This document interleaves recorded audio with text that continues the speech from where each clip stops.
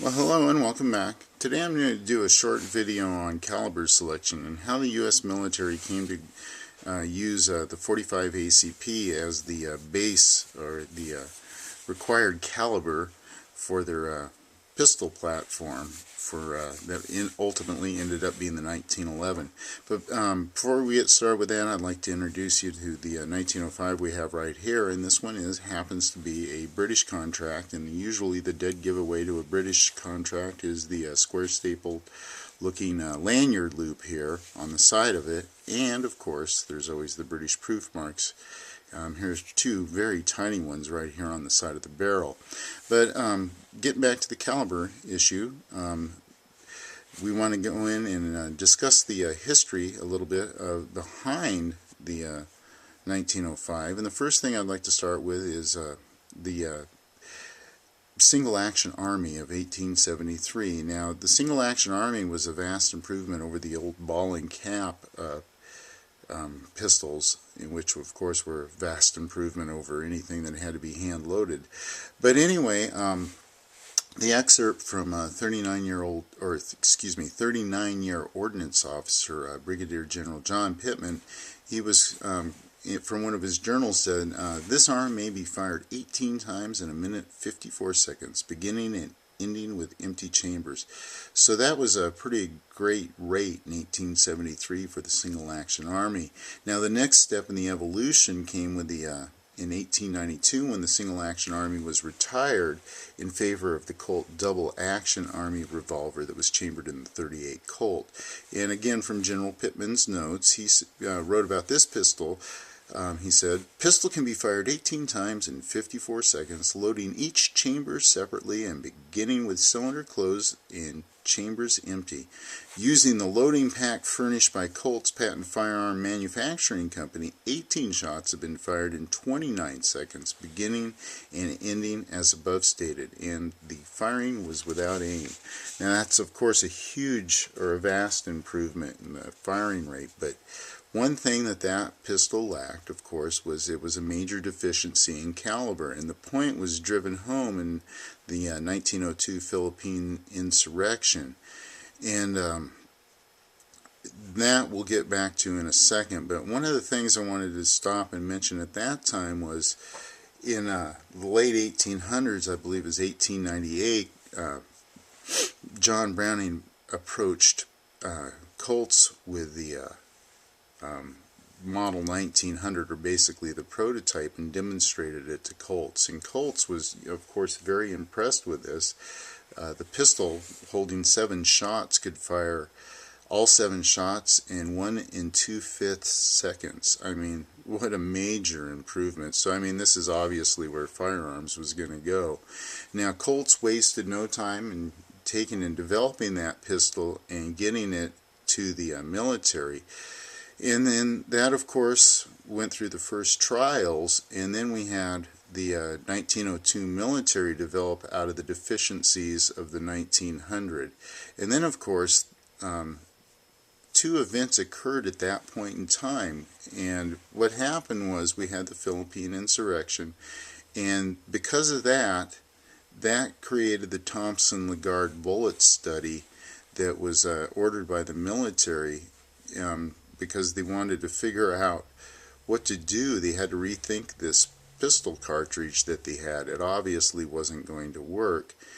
Now, I've got a great graphic example of one thing that happened in the Philippine Insurection. This comes from Colonel Louis Lagarde, medical doctor, of course, from the Thompson Lagarde study, and he had a 1916 book called Gunshot Injuries.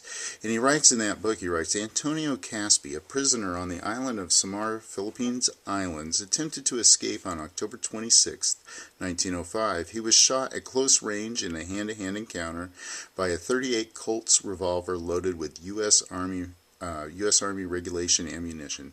He was finally stunned by a blow on the forehead from the butt of a Springfield carbine. Treated at military hospital, turned over to civil authorities, cured November 23rd, 1905. Now, he was a Moro tribesman, and the Moro tribesmen were not superhuman, but man, they were just fierce and determined. And a note from General Blackjack John Blackjack Pershing, he wrote in one of his journals about the Moro warrior, he is absolutely fearless, and once committed to combat, he counts death as a mere incident. Well, the .38 caliber pistols weren't getting the job done, so the Army shipped the new .45 model 1878 double-action Army revolvers, and those had a large trigger guard and a long trigger, and that was for the increased leverage that was needed for the stiffer mainspring that they used because they were firing this special, or this Frankfurt Arsenal ammunition. And so that was the Philippine model revolver, and I'm sure some of you are familiar with that.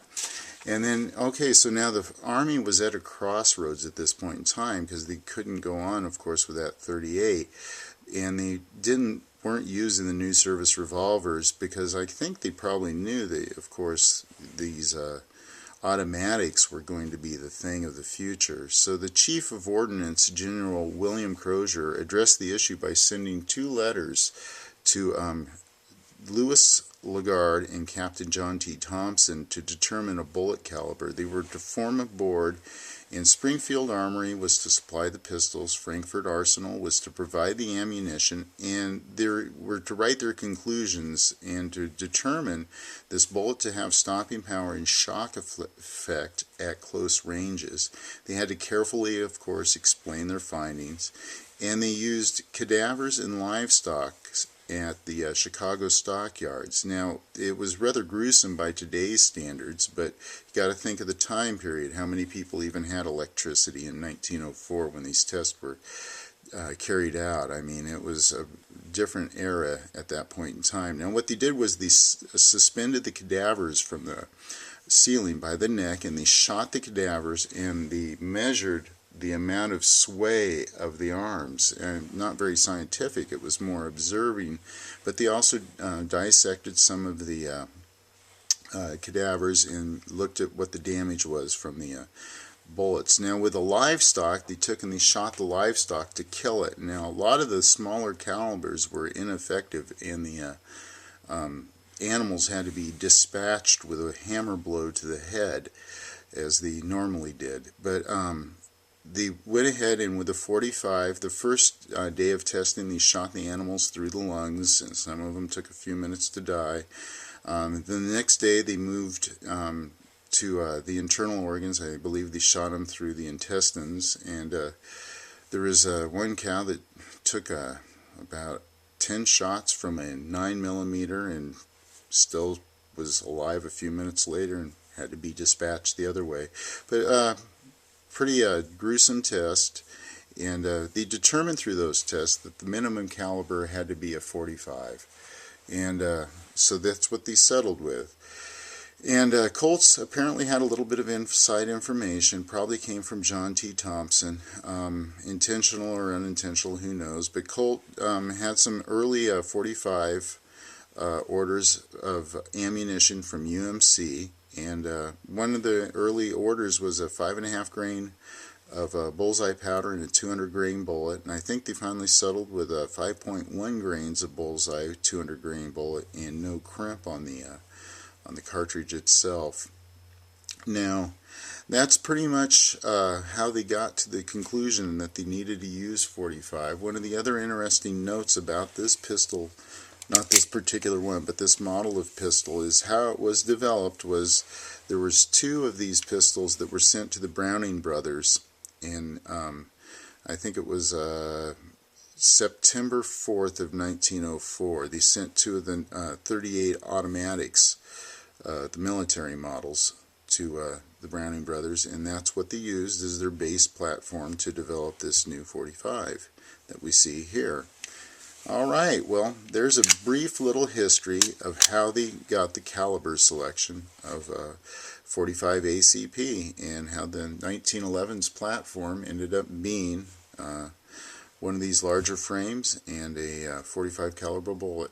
Alright, thanks for tuning in. I hope you enjoyed the video. I know a little bit of a history lesson there, but for those of you who don't know, I hope you found it interesting.